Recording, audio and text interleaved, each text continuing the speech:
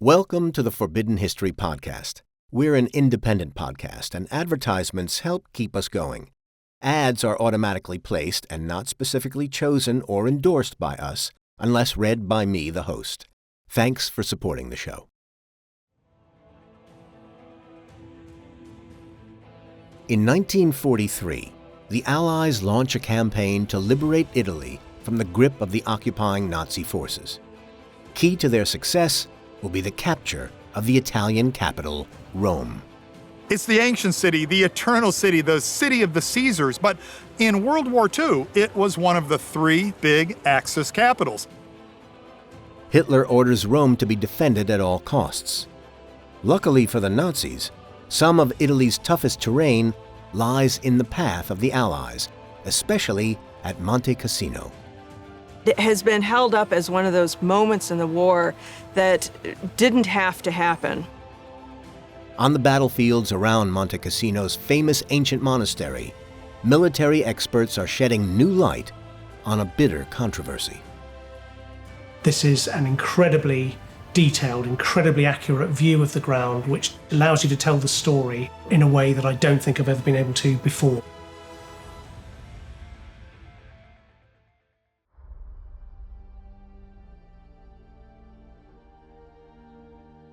"80 miles away from Rome is the monastery of Monte Cassino, one of Europe's oldest monasteries. The magnificent building has long been famous for its beautiful architecture.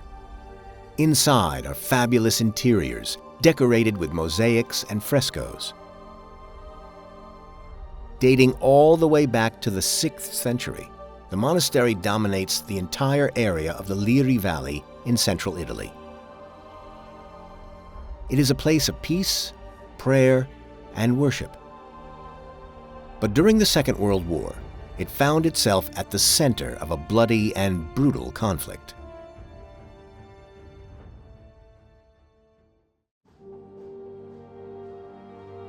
In September 1943, the Allies landed on the beaches of Salerno, Taranto, and Reggio di Calabria as the first steps towards capturing Nazi-occupied mainland Italy. Their mission? To advance north through Italy and capture Rome. If successful, the capture of Italy's capital city would be hugely significant in gaining an Allied stronghold in Europe. And as the first Axis capital to be liberated, taking Rome would be a crucial propaganda victory for a war-weary people. Politically, it was hugely symbolic, the idea that this would be the first of the Axis capitals that would fall to the Allies. The Allies' plan was to reach Rome using Via Casalina. Always known as Highway 6, it was the most direct route to Rome from Salerno and the other Allied beachheads to the south. In addition, Allied troops would land in Anzio, a coastal city just 30 miles from the capital. Together, Allied forces would then push on to Rome. The Allies had planned to do this in just 5 weeks, but they had severely underestimated the German resistance they were about to encounter. Their first obstacle was the Bernhardt Line, a German defensive system with the heavily fortified medieval town of San Pietro at its heart. In September 1943, after Hitler had ordered that Rome must be held at all costs, German forces had strongly fortified this strategically located town, just 10 miles southeast of Monte Cassino. The events that took place here would see San Pietro laid to waste. Maurizio Zambardi is a local historian. His family lived in San Pietro during those dark days. My grandparents lived with my father and his siblings. They were caught up in the tragedy that took place here.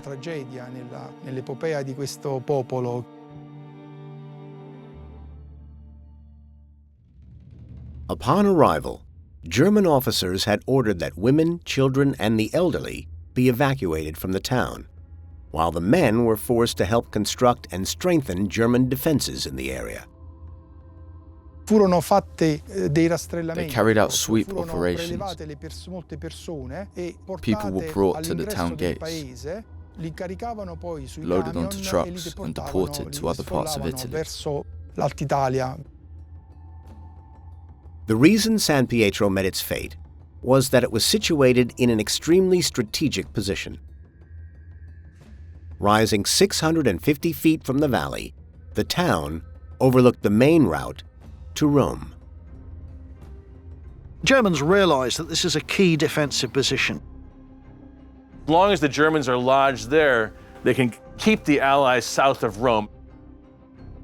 German officials set up their headquarters in the Brunetti Palace, which had panoramic views of the area, allowing them to spot any Allied advance. They set up on the top floor, which is a big terrace. From there, they were able to control the whole valley.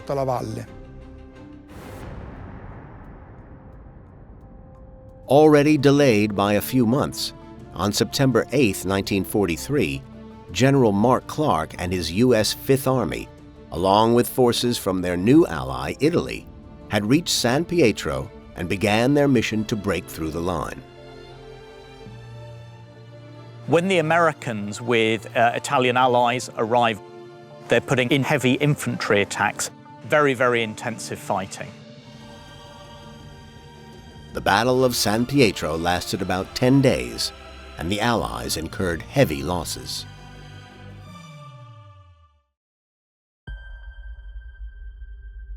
In the process, the town was completely destroyed. But despite the days of fierce fighting, the Allied troops were about to get a surprise, as civilians began to emerge from the rubble. Among them were Maurizio's family. While the Allies were fighting the Germans, civilians were all hidden there.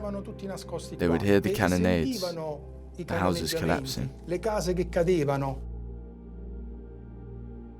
Residents refused to leave the town they had lived in their whole lives and escaped to nearby caves, hoping to one day be able to return to their homes. My father, who during the Second World War was 12 to 13 years old, said that they couldn't lie down to sleep because there were too many people. It was cold, it was dirty, there was lice, there was nothing to drink, the food was scarce. Knowing the town had been liberated, the civilians returned to their village only to find that the battle had razed their homes to the ground. But this fierce and prolonged fighting was just a small example of what the Allies would soon encounter just 10 miles away at Monte Cassino.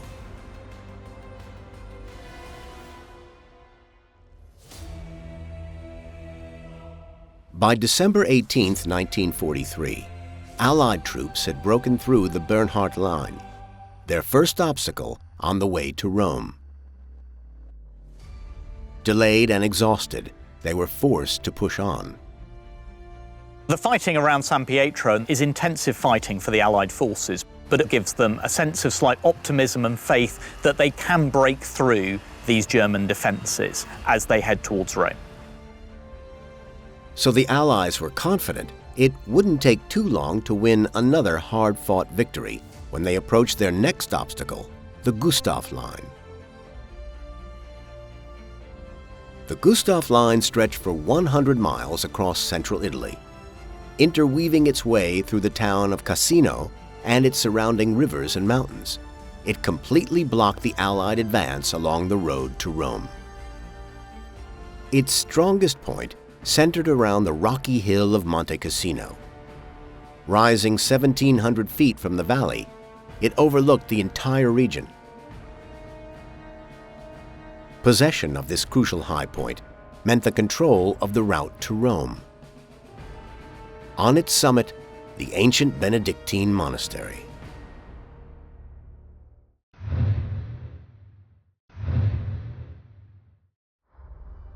The monastery of Monte Cassino was founded in the 6th century by Saint Benedict of Nursia, known as the founder of Western monasticism. Its commanding height and position gave a huge advantage to whoever occupied it, putting it at the crosshairs of both the Allies and the Germans. But due to its great historical and cultural significance, the Vatican pleaded with both sides to keep the monastery off limits during the conflict.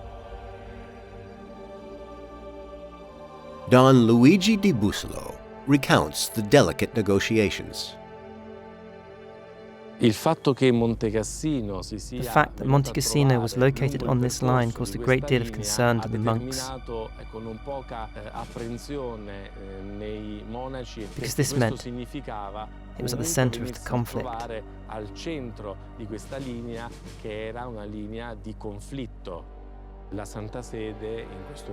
The Vatican played a key role mediating with both the Germans and the Allies.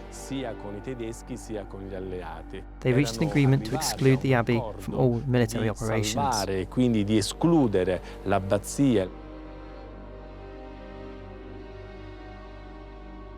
In order to preserve the monastery, both sides agreed to respect a neutral zone, stretching 1,000 feet all around it.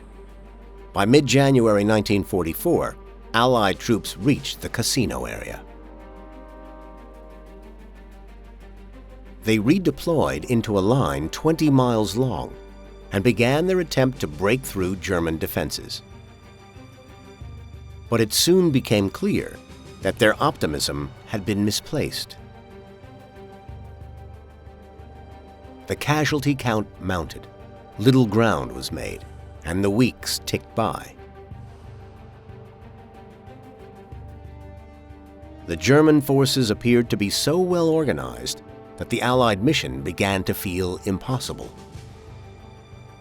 Wherever the Allies try and fight, whether it's the French in the mountains, the Americans in the center, the Brits further west, there are German positions ready to push them back. The Allies found themselves at a loss to explain why breaking the Gustav Line was proving such a difficult and deadly ordeal.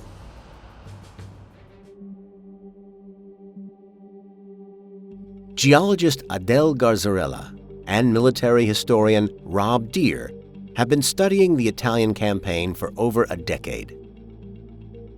They've come to investigate the Gustav Line's strongest point, which centered around the hill of Monte Cassino. We're really keen to get a 3D vision of what this ground looks like, and then we can develop where the German positions were and how they choose them, and why it's so hard for the Allies to take this position. I hope it could reveal something that nobody's seen before. For the first time ever, they are utilizing cutting-edge drone technology to create a photogrammetry model, essentially a 3D map of the terrain.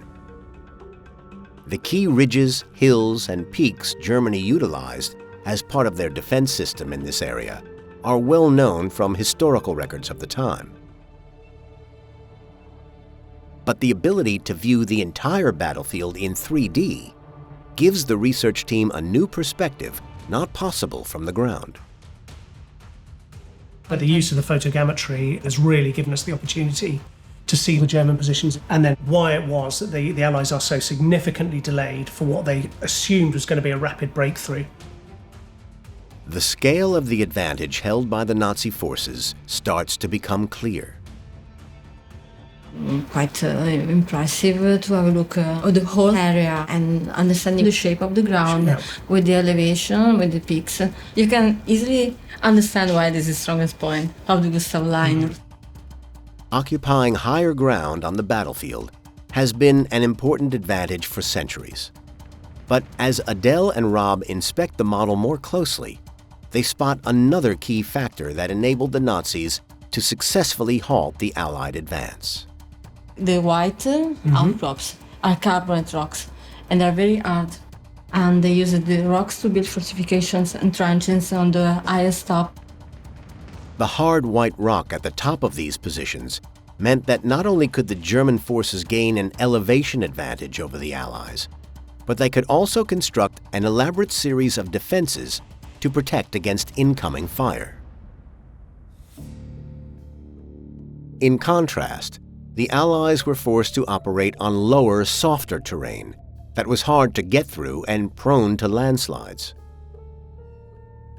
The Germans were very smart about Italy. They'd studied it closely and were well prepared and paid attention to the terrain of Italy more than anyone ever before. The mastermind of the German defensive plan was Field Marshal Albert Kesselring. Kesselring looked at every single ridge, every single river, mapping out the defensive lines from south to north. This allowed the defending forces to create a trap for the Allies, a killing zone that would leave them pinned down for weeks. When you think what the Allied forces had to face to reach the top of the Monte Cassino, when you stay in the plane and look at this big mountain in front of you, and you have to go over the mountain and to face first the natural elements, and then you have to face the enemy too that's trying to kill you. Wherever the Allies attempted to move in this zone, they were pounded by heavy artillery fire. I've been coming here now for many, many years. This is the first time looking at this that I've really got a sense of the terrain. This is a detailed, incredibly accurate view of the ground, which allows you to tell the story in a way that I don't think I've ever been able to before. The model is revealing a new perspective on where the German defenses were and how they operated. But it also demonstrates just how critical the monastery's position was. With panoramic views of the entire battlefield, it was a tempting vantage point. From there, any defending army could have control over the entire area. So, were the Nazis respecting the monastery's neutrality and leaving it out of their defenses? After a month of the Allied offensive at Monte Cassino, the troops on the ground were stumped as to why it was proving so difficult to break through. The commanding officers soon became convinced that Germany had broken the pact to consider the monastery neutral ground and were incorporating it into their defenses. The Allies are increasingly frustrated. They're convinced the Germans are deploying inside the monastery and integrating into their line of defenses. They put themselves in German shoes. If you were defending this area, would you have a military unit in the abbey? And most military logic would say, yes, you would. On February 15, 1944, at 9:45 a.m., in breach of the agreement they had made with the Vatican and Nazi Germany, 142 heavy bombers from the U.S. Air Force arrived overhead at the monastery. This initial attack was extremely destructive, but even so, another 87 medium bombers flew in to finish the job. You are applying almost all of the bombing capabilities in the Mediterranean theater on one very small, limited target. Wave after wave, with very heavy bombs designed to destroy cities. Between bombing runs, artillery units pounded the mountain. Over a period of 6 hours, 1,500 tons of bombs were dropped on the monastery. The result was inevitable. This cultural treasure was totally destroyed. The abbey is swamped and overwhelmed with bombs, but it didn't need to happen. The events that occurred in Monte Cassino in the winter of 1944 still resonate among the monks today. The day of the bombing, February 15th, is a historical date. It's a tragic event which marked the history of this abbey and this area. It meant hitting a symbol of Christianity. The Allied bombing had destroyed 14 centuries of religious history. The event is still considered one of the most controversial bombing raids of the Second World War. Was the monastery's destruction really necessary? Or had the Allies made a huge mistake? We continue the story after the break.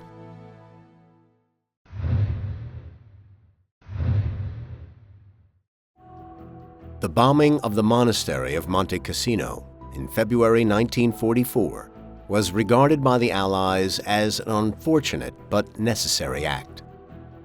The claim that German troops were actively occupying the monastery gave the Allies the excuse they needed to bomb it. The monastery of Monte Cassino would have escaped if the Germans hadn't used it as a part of their Gustav Line defense system. But wartime newsreels didn't always tell the truth.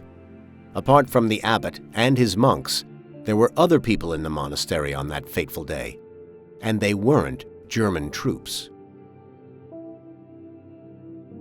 With both sides having agreed that the site was off-limits, scores of civilians, mainly women and children, had desperately sought shelter within its walls and catacombs.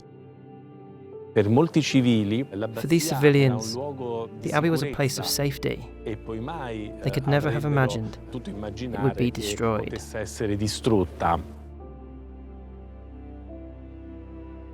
German commanders and troops had, in fact, genuinely avoided operating inside the monastery.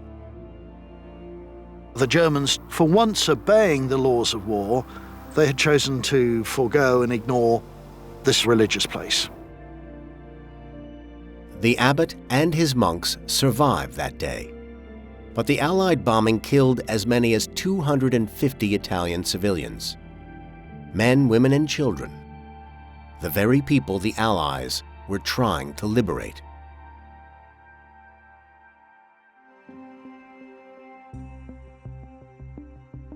The monastery that stands today is a reconstruction dating back to the 1960s. There are only a few remnants of the ancient structure that were strong enough to withstand the bombardment.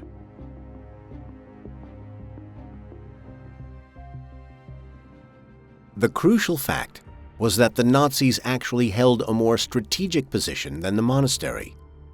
Calvary Hill, rising to nearly 2,000 feet, is 250 feet higher.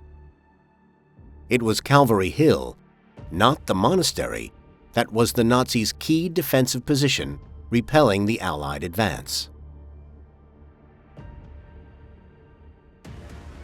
From the heavily defended Calvary Hill, the Germans could strongly defend against and attack the Allies. But perhaps more crucially, its strategically important position along the Gustav Line allowed it to provide cover and support to other German defensive positions in the area. Had the Allied commanders realized the crucial importance of Calvary Hill back in 1944 and the key role it played in the German defenses, perhaps the monastery would have been spared. But instead, the bombed ruins provided the Germans with the perfect opportunity to further reinforce the Gustav Line. The Germans send paratroopers in who hide among the rubble and do the very thing that the Allies were afraid they were doing in the first place. We encouraged them almost to go in, and we created a far more formidable place to attack than it had ever been before. By destroying the historic centuries-old monastery, the Allies had actually created a better defensive position for the Germans. The ruins were now a natural fortress for its well-dug-in defenders. You've got a line of sight from there to it, and it means that everything in between is covered. From 516, the monastery, firing across, and all the German positions in between. With the monastery ruins now in German hands, the Gustav Line was now complete. The Allies had inadvertently strengthened the enemy. With the Gustav Line now seemingly unbreakable, the Allies suffered huge casualties and were held back by the Germans for a further 3 months. And to make matters worse, Monte Cassino was not the only place the Allies were being repelled by German forces. Back in January 1944, a second Allied force of 36,000 soldiers had landed on the beaches of Anzio to try to outflank the German defenses at Monte Cassino. The Allies hoped that the second front at Anzio would divert German attention from Monte Cassino and the Gustav Line. So you were attacking the Germans simultaneously from two fronts, with effectively the hope that the Germans would be psychologically as well as physically unbalanced. The Allies' plan was that troops from both Monte Cassino and Anzio would then link up and liberate Rome. Unopposed by German defenders, the landings at Anzio were a success, and the Allies were able to establish a bridgehead. But what happened next was completely unexpected. Albert Kesselring had a contingency plan in place in the event such a landing occurred. 40,000 German reinforcements arrived at Anzio, but the majority of them were not redeployed from Monte Cassino, as the Allies had hoped. Instead, they were forces arriving from northern Italy, Germany, and France.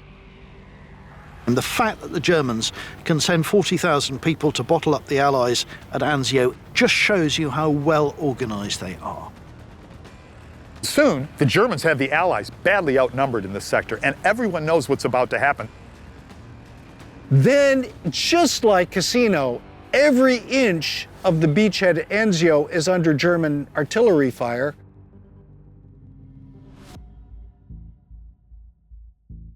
At the heart of this new battle was the countryside of Aprilia.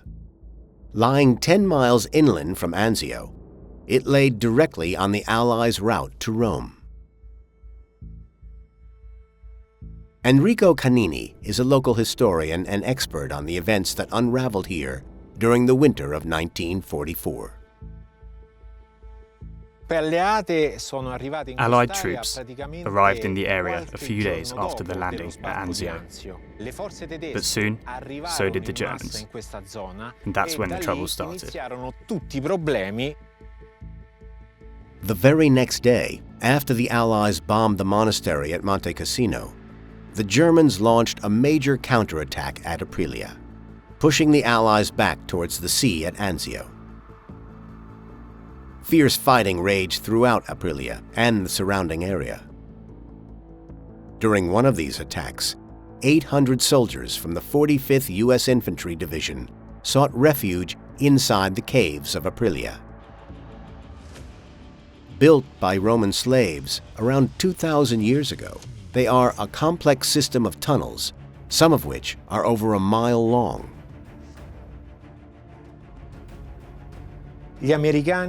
The Americans were surrounded by the Germans. The Germans would often go above the caves during the night. Inside the caves, the U.S. soldiers discovered 70 Italian civilians who were also seeking refuge. They came here to escape the fierce fighting outside. The U.S. soldiers, along with these Italian civilians, were stuck inside the caves with no means of escape. With no water, no food, in darkness, and with so much fear, because the noise from the bombs and artillery being fired on the outside would echo throughout the caves. In here, it was hell. Just as all hope seemed lost for these soldiers and civilians, salvation came when German troops, exhausted by Allied resistance, finally retreated from the area.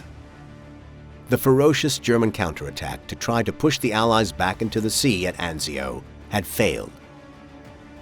But it had been a close-run thing. The Allies, though, were penned in at the Anzio beachhead and not yet able to break out.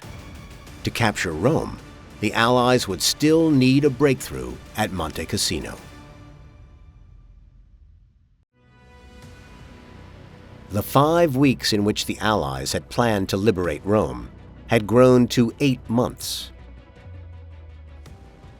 Following a third attempt at breaking through the heavily bombed German defenses at Monte Cassino, the situation there had become a stalemate.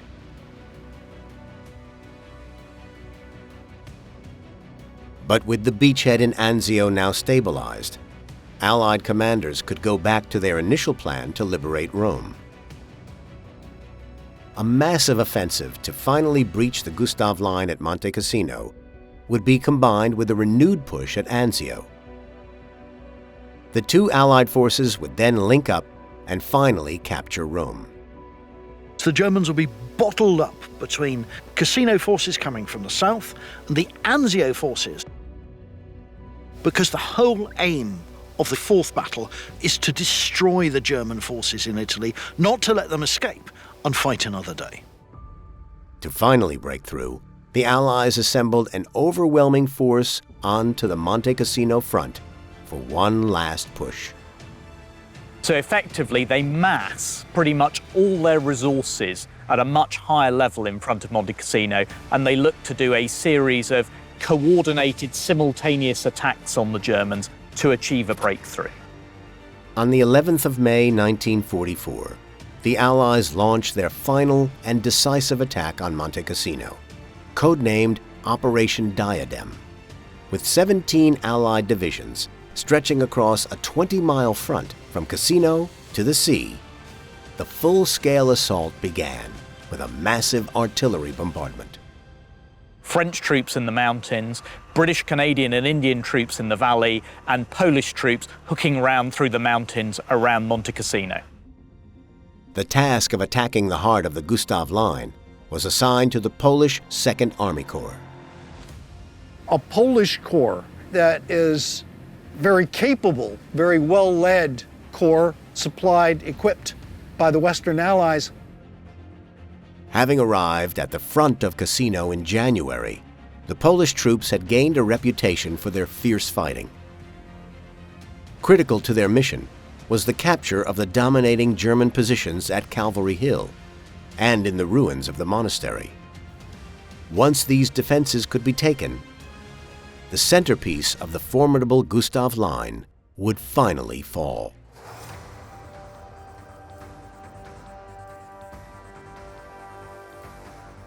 Following a series of attacks, by May 18th, the Polish Second Army Corps had accomplished what had seemed impossible. Calvary Hill and Monte Cassino were captured at last.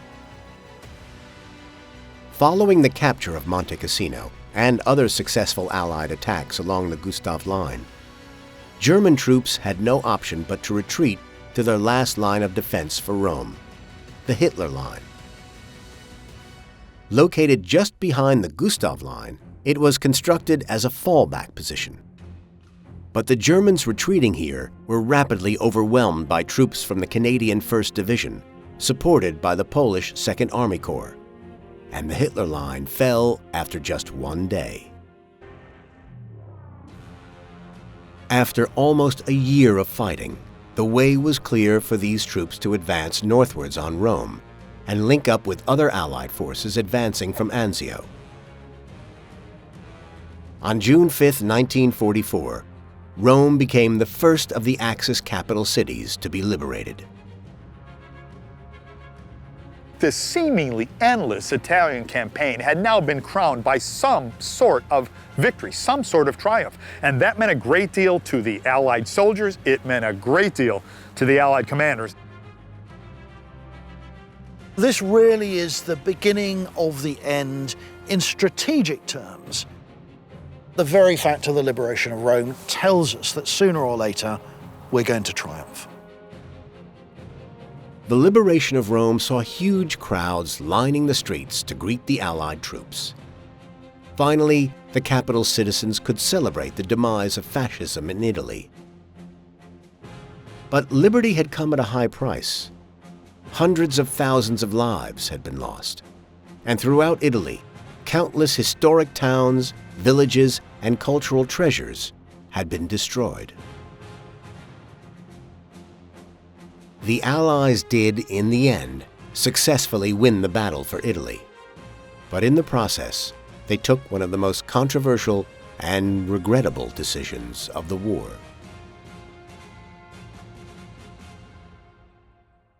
Thanks for exploring the past with us today. If you liked this episode, please be sure to follow for more. We post new episodes every Tuesday and Thursday. Don't forget to leave a comment below, and feel free to leave us a rating or review. Your feedback helps us reach more listeners like you.